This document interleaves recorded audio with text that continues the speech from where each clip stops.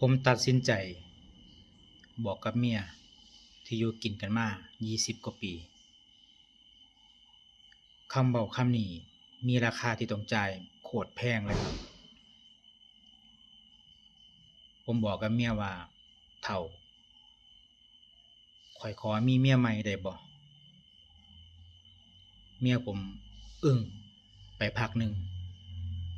ก็เลยตอบโอเค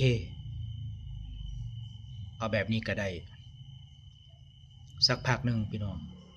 ขี่มอเตอร์ไซค์หายออกไปเลย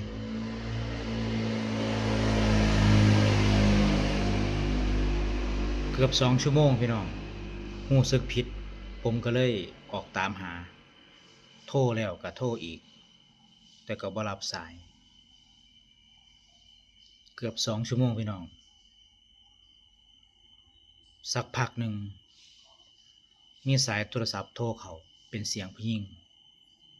เพิ่นถามผมว่าพี่แฟนเจ้าชื่อนี้แม่นบ่ผมก็เลยบอกไปว่าแม่นครับเมียผม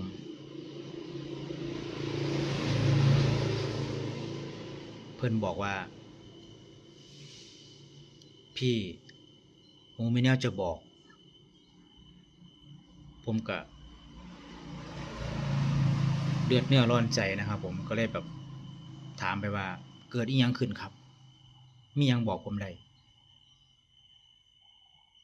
สักพักหนึ่งปลายสายบอกว่าพี่เมียพี่น่ะมาตัดผมสระซอยใดยืดวอลลุ่มเฮ็ดเล็บนำเบิด3,500